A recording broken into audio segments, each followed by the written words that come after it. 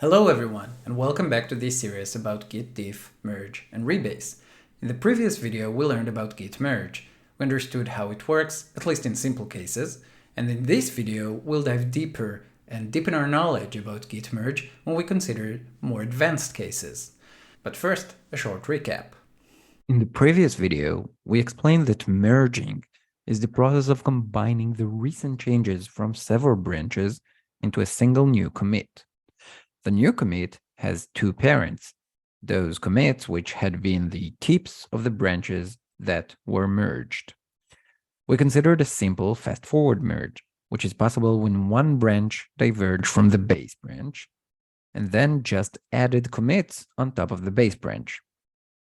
We then considered three-way merges and explained the three-stage process. First, Git locates the merge base. As a reminder, this is the first commit that is reachable from both branches. Second, Git calculates two diffs, one diff from the merge base to the first branch and another diff from the merge base to the second branch. Git generates patches based on those diffs. Third and last, Git applies both patches to the merge base using a three-way merge algorithm. The result is the state of the new merge commit. If you require a more thorough review, please check out the previous video. In the previous video, we considered simple cases where the merging process was quite straightforward. We finished the last video with the question: what happens when the two branches include changes on the same files, the same locations? Well, that's when merge conflicts occur, and this is our focus for this video. Just as a reminder, I'm going to say branches, but as we mentioned in the previous video, we can actually merge two commits and even more than two commits, but any number of commits. But for simplicity, I'll just say branches. So let us first set out our state to be the same as the end of the previous video. So as a reminder, we had John and Paul both working on some songs, and this is our current history. So notice that in this video, I'm using an open source project that provides a command to visualize Git's history, whereas in the previous video, I used an alias for Git's commands. I'm going to use both actually, and I'll link to both in the description below. Cool, so what we can see here is that we have John branch 2 with commit 9 that points to commit 7 as its base. So here we have commit 7. This is where head is pointing to. This is the main branch. And then it branches out into John branch 2, commit 9, and Paul branch 2, commit 8. So this is where we left things up, and this is where we're going to continue from. What would happen if John and Paul were to coordinate a new song and work on it together? Well, in this case, John creates the first version of this song in the main branch. So let's do just that. We're on main now, and let's start a new file called everyone.md. By the way, this text is indeed taken from the version that John Lennon recorded for a demo in 1968, but this isn't a video about the Beatles, so if you're curious about the process the Beatles underwent while writing this song, follow the links in the description below. So let's stage this file and commit it. So as you've seen before, we left the last video in commit 9. So I'm starting from 10 this time, even though commit 9 is not reachable from main at this point. So if I look at the current history, we can see main pointing to commit 10 that I just created, and its parent is actually commit 7. All right. So now John and Paul split. Paul creates a new verse in the beginning. So let's go and branch out Paul branch 3 this time, and we'll get to this file, and he added a new verse in the beginning. So this is his new verse right here, and actually while talking to John, they decided together to change the word feet to foot. So right here, said foot sounds so much better than feet, so Paul adds this change as well. Okay, and Paul adds his changes to the repo.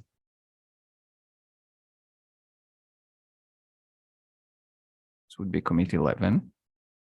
And let us observe Paul's changes by comparing this branch's state to the state of the main branch. So to do that, we can just use git diff main. And we can see indeed that Paul added those few lines in the beginning, the first verse, and then he changed the word feet to foot. And as you probably recall from the diff video, what Git shows in the patch is if an entire line being removed and then another line being added. Okay, so I'll store this diff in a patch. So let's call it Paul3.patch. All right, cool. Now back to main. John decides to make another change on his own new branch. So let's check out John branch 3. And actually, I'll delete John branch 2 and Paul branch 2, just the name, so we don't see them in the history every time. So we're not confused by them. Okay, cool. So I created a new branch, John branch 3, and now I'm going to change everyone. So John, still working on this song, and on his version, of course, we don't have Paul's changes yet. So he decided to replace this one line here, which was really in the original version, with a new line that ended up in a version that is more commonly known. So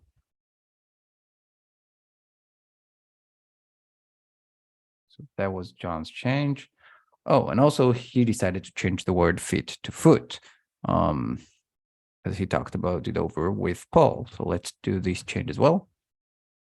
All right, both changes.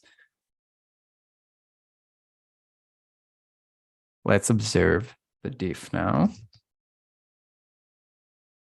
Cool. So we see both of the changes here. Everyone had the boot in changed to everyone had a wet dream, and everyone put their feet down changed to everyone put their foot down. Cool. Notice that I didn't need to commit in order for the diff command to work, because as you probably remember, what git diff main does is compare the state of the active working there with the relevant commit. So we'll store this patch as well. So git diff main into, this would be John 3. That's right. And now let's stage and commit it. So git add everyone and commit. Now, Paul told John that he had added a new verse. So John would like to merge Paul's changes. Can John simply apply Paul's patch? Let's consider the patch again. So I can look at the patch we created or recreated myself by using git diff Paul branch 3. So as we can see, this diff relies on the line everyone had the boot in to be here because Paul added his verse on top of it, and then we take 3 lines of context by default. So Git says, look for these 2 lines in the beginning. It's only 2 because we don't have more, right? Because this is the 3rd line after the change. And look for those 3 lines and add this chunk, those 5 lines in between. So Git actually looks for this entire string plus this entire string together. So this diff relies on the line everyone had the boot in, but this line no longer exists on John's branch. As a result, we actually expect applying the patch to fail. So let's try.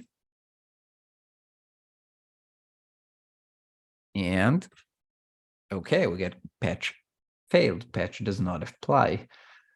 But should it really fail? I mean, as we learned, git merge uses a 3-way merge algorithm, and this can actually come in handy here.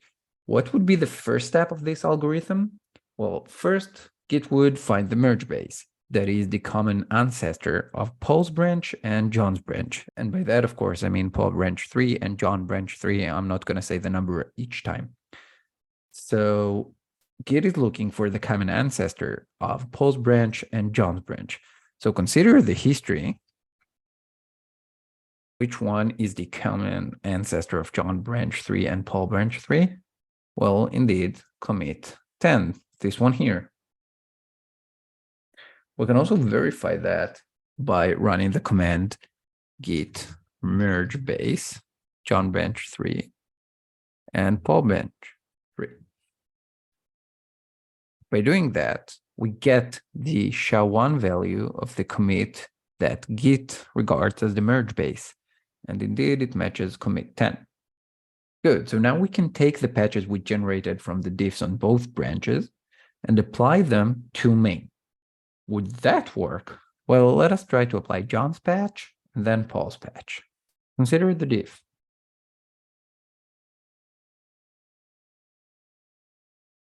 We stored it to a file before, right? And I want to apply this patch on main. So let's check out main and git apply John 3.patch. Okay, let's consider the result.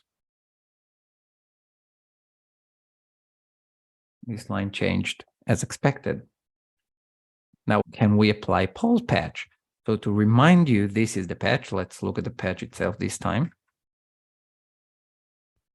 Well, can we apply this patch? Well, we cannot apply this patch because this patch, again, relies on having this line, everyone had the boot in, which no longer exists in the current version after applying John's patch. As a reminder from a previous video, we can actually get more information by using git apply -v. So use -v pull3.patch. And we can see that while searching for this entire string, including everyone had the boot in, there was an error and the patch does not apply. Okay, so what would happen if we tried the other way around? So let's clean up the state. And if you're not comfortable with me running git reset hard to clean up the state, please check out the previous video about git reset. For us, just to know, it resets the current state. That is, head remains on the current commit, but the working dir and the index are clean. That is, they match the state of head. Okay, so let's start from Paul branch this time. So we'll actually check out to Paul branch 3. We apply John's patch. Well, as a reminder, this is the status of everyone.md on this branch. So it has Paul's new verse. And also we have here, everyone put their foot down. Now let's look at John's patch.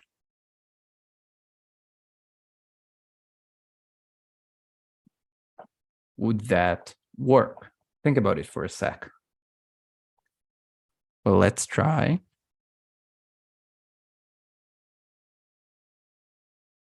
So no, again, if we're not sure what happened, we can always ask git apply to be a bit more verbose. So let's do that.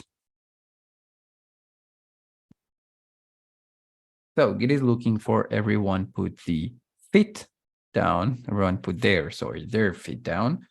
But Paul has already changed this line. So it now consists of the word foot instead of feet. As a result, applying this patch fails. Notice that changing the number of context lines here is irrelevant. Git is unable to locate the actual line that the patch is trying to erase, because the patch, John's patch, tried to erase the line everyone put their feet down and then write the line everyone put their foot down instead. But actually, Git can make this work.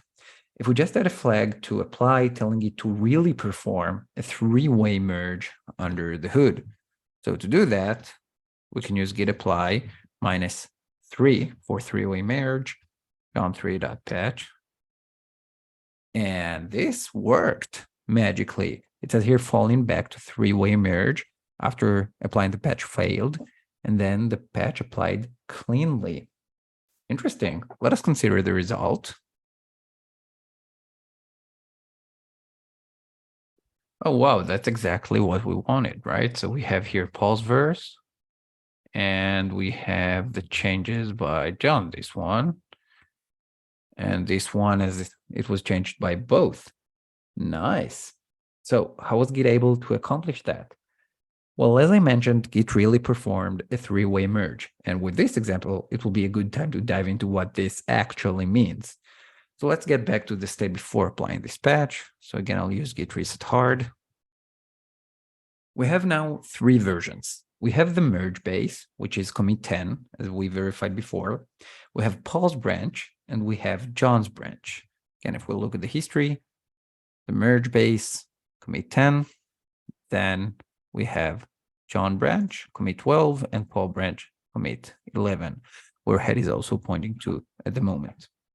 In general terms, we can say these are the merge base, commit A, and commit B.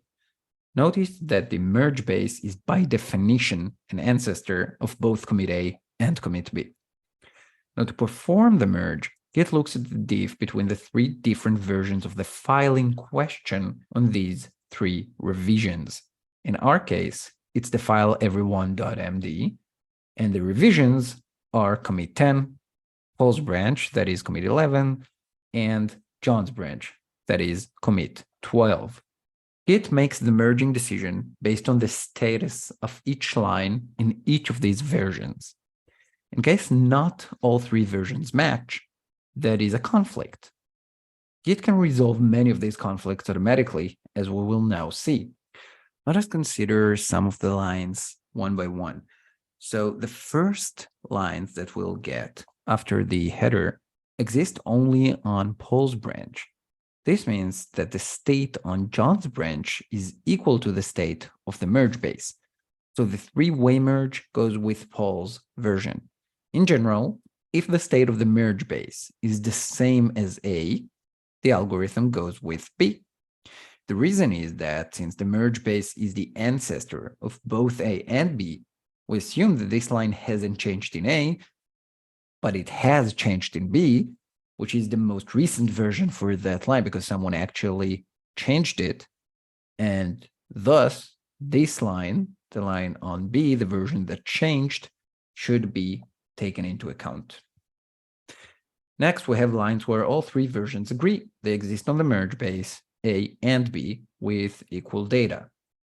Now we have a line that exists on John's branch and is different than the version on the merge base and Paul's branch. Hence, John's version is chosen. Now we see another case where both A and B agree on a line, but the value they agree upon is different from the merge base. Both John and Paul agreed to change the line everyone put their feet down to everyone put their foot down. So the algorithm picks the version on both A and B. Notice this is not a democratic vote. In the previous case, the algorithm picked the minority version as it resembled the newest version regarding this line. In this latter case, it happens to pick the majority, but it's only because A and B are the revisions that agree on the new version. The same would happen if we were to use git merge. Merge John branch 3 without specifying any flags. Git merge actually defaults to using a 3-way merge. So I get here prompt to write a commit message. I'll just go with the default one. And let's look at everyone.md. We got to the exact same state as before. And if we consider the history, we can see now that we have indeed 2 parents. The first parent is commit 11. That is where Paul branch 3 used to be, where it pointed to before the merge. The second parent is commit 12, where John branch 3 pointed to and still points to now because it wasn't the branch we merged into. Now, what will happen if we now merge from main? That is, we switch to the main branch, which is pointing to commit 10, as you can see. So let's switch to the main branch. And now I'm going to git merge Paul branch 3. So what will happen? Think about it for a moment. Look at the history. What is going to happen when I hit enter? So indeed, this is a fast forward merge. It's a fast forward merge as before running this command, main was an ancestor of Paul branch 3, as we can see here, right? So main was an ancestor of Paul branch 3. That is, Paul branch 3 only added commits on top of the main branch. So what Git can do when we use git merge Paul branch 3 into main is just move the pointer of main to also point to where Paul branch 3 is. So this is a three-way merge. In general, if all versions agree on a line, this line is used. If A and the merge base match and B has another version, B is taken. In the opposite case, where the merge base and B match, the A version is selected. If A and B match, this version is taken whether the merge base agrees or not. This description leaves one open question though. What happens in cases where all three versions disagree? Well, that's a conflict that Git does not resolve automatically. In these cases, Git calls for a human's help. So far we understood the basics of merge and how Git can automatically resolve conflicts, or at least some conflicts. We also understand now what cases are automatically resolved. Next, let us consider a more advanced case. So let's say Paul and John keep working on this song. So from this point, they branch again and Paul creates a new branch. Paul branch 4. And he decides to add some yes to the song, rock and roll. So let's go to everyone.md. Paul decides to add a few yes. So let's edit here. Yeah.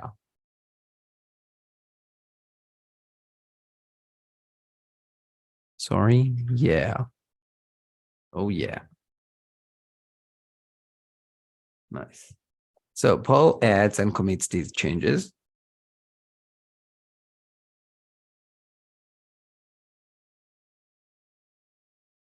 Paul also creates another song and adds it to the repo. So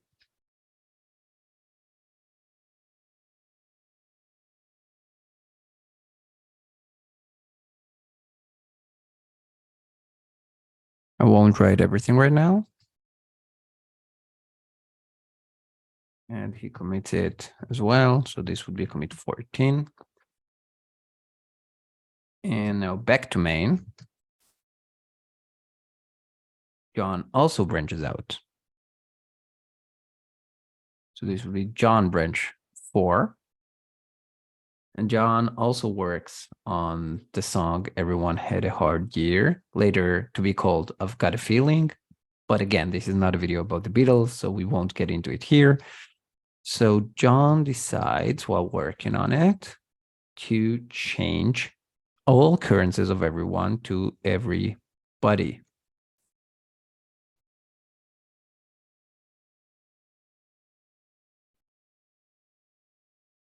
Again, changed all occurrences of everyone to everybody. This would be commit 15. Now, John also creates another song.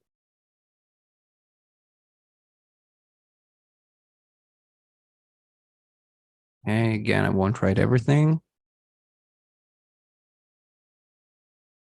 All right, so let's consider the history we've created. That's what we have here. We can see that the history diverges from main again. So from here, main, to two different branches, to Paul branch 4, which consists of commit 14 and commit 13, these two dots here, and to John branch 4, which consists of commit 16 and commit 15. Now at this point, John would like to merge the changes introduced by Paul. What is going to happen here? Well, let's remind ourselves of the changes introduced by Paul. So to do that, we can just git diff main and Paul branch 4. What do you think? Will merge work? We have two changes here in general, one in everyone.md, having those yes, and the other one is creating a new file, let it be. What do you think? Will merge work? Well, let's try. Sorry, Paul branch 4. And we have a conflict. So it seems that Git cannot merge these branches on its own. Let's get an overview of the merge state using git status. We can see that the changes that Git had no problem resolving are staged to be committed. And in this case, it's letitbe.md. There was no conflict. It exists only on Paul's version. And there is a separate section for unmerged paths. These are files with conflicts that Git could not resolve on its own. It's time to understand why and when these conflicts happen, how to resolve them, and also how Git handles them under the hood. All right then, I hope you're at least as excited as I am. Let us recall what we know about three-way merges. First, Git will look for the merge base, the common ancestor of John branch 4 and Paul branch 4. Which commit would that be? Correct, it would be the tip of main branch. This one here, the commit in which we merged John branch 3 into Paul branch 3. We can, of course, verify that by using git merge base John branch 4 and Paul branch 4. And we get the SHA-1 value of, indeed, this commit. And at the current state, Git status knows which files are staged and which are not. Let's consider the process for each file, which is the same as the three-way merge algorithm we considered per line, but on a files level. So across the universe.md exists on John's branch, but doesn't exist on the merge base or on Paul's branch. So Git chooses to include this file. Since we are already on John's branch and this file is included in the tip of this branch, it is not even mentioned by git status as we saw before, right here. Letitbe.md exists on Paul's branch, but doesn't exist on the merge base or on John's branch. So git merge chooses to include it.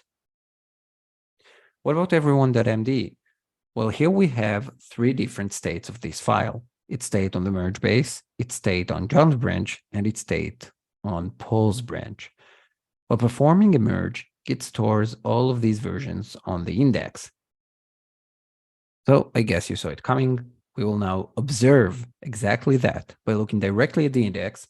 And for that, we'll use the command git ls files with the switches -s and -- abrev.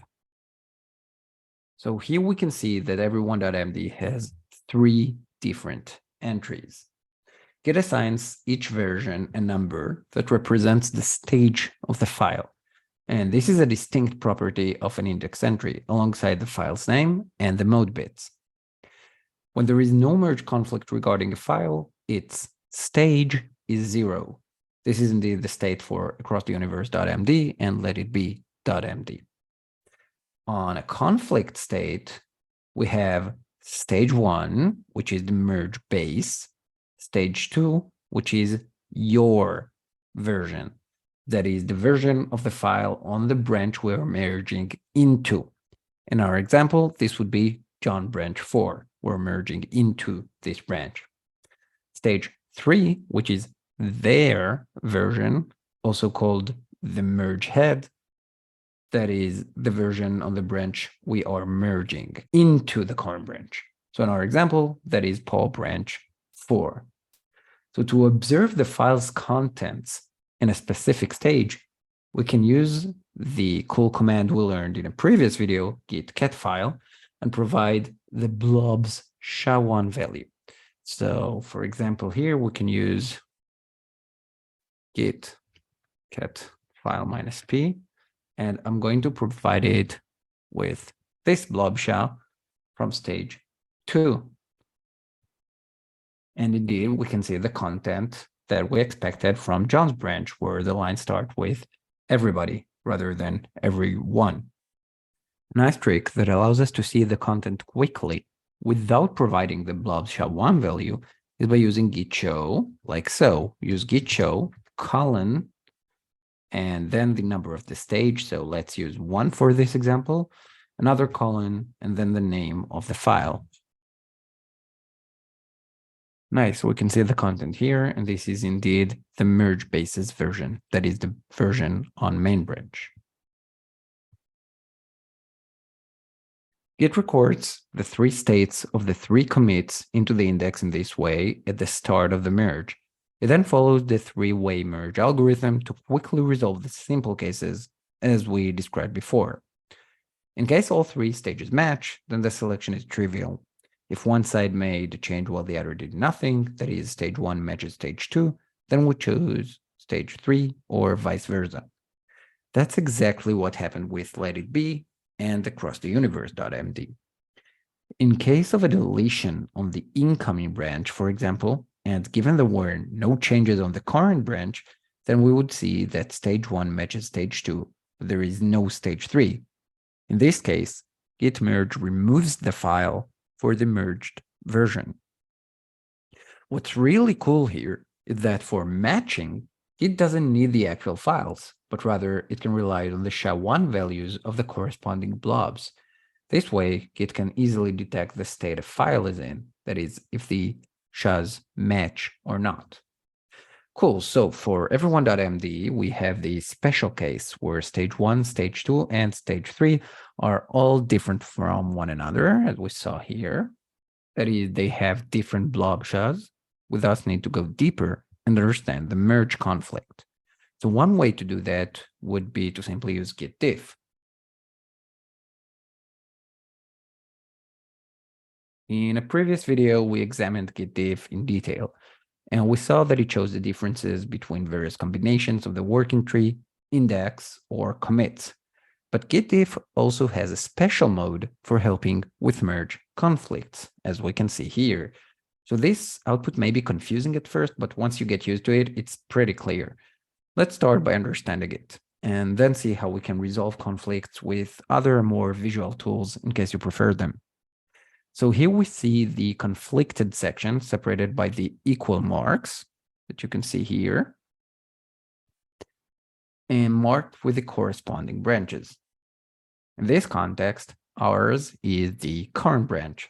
In our example, that would be John branch 4, the branch that head was pointing to when we initiated the git merge command.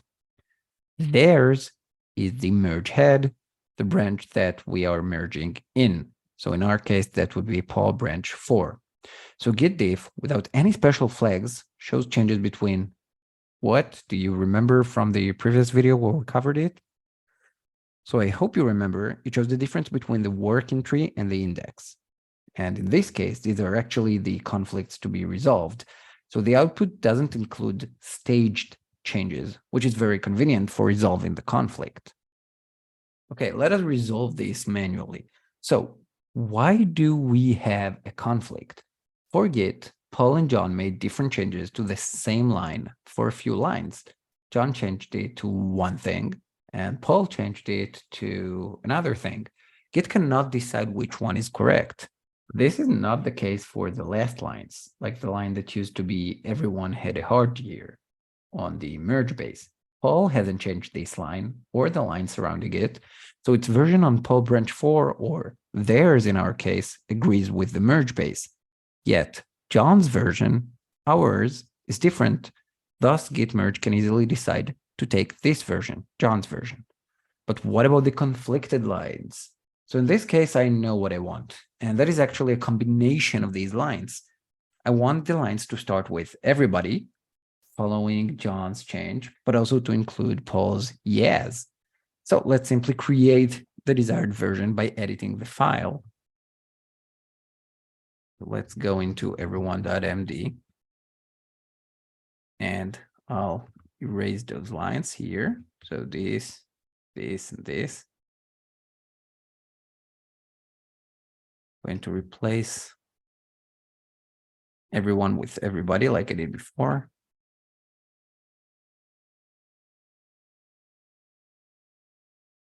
Okay, so I replaced the 4 occurrences of everyone with everybody. So now we have everybody and the yes. So we need to remove the markers here as well. Remove them. And we're done. We got the version we wanted. So to compare the result file to what we had in the branch prior to the merge, we can actually run git diff hours.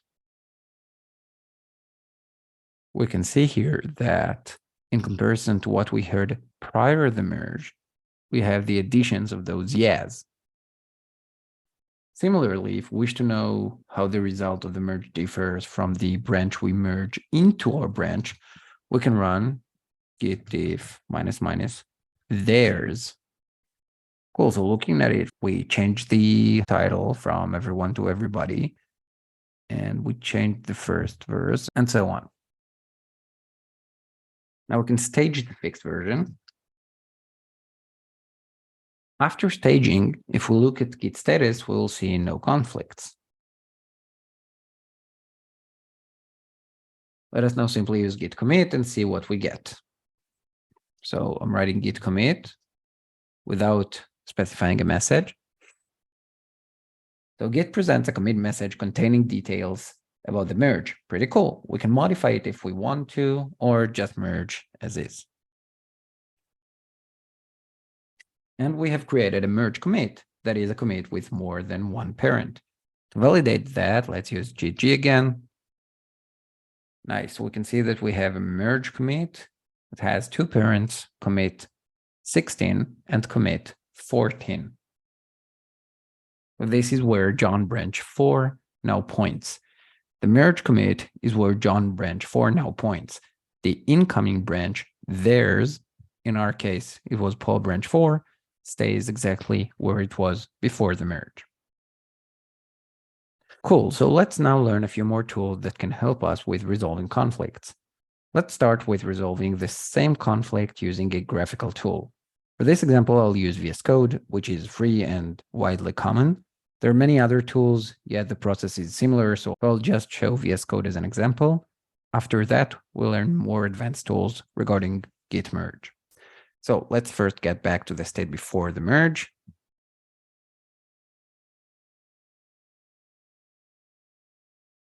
And let's try to merge again. And we got the conflict. So we're back at the same status. Let's see how this appears on VS Code. Okay, so now in VS Code, we can see we have the state changes, let it be, and the merge changes, everyone.md. That is where we have a conflict. So if I open this file now, I can see that VS Code marks those two parts, says current change, ours, head. We can just accept current change by clicking here, or the incoming change, theirs, Paul branch 4. Can accept the incoming change. We can accept both changes if we like, and then edit them manually. We can also click here to resolve in Merge Editor. So here we get a more visual view of the state.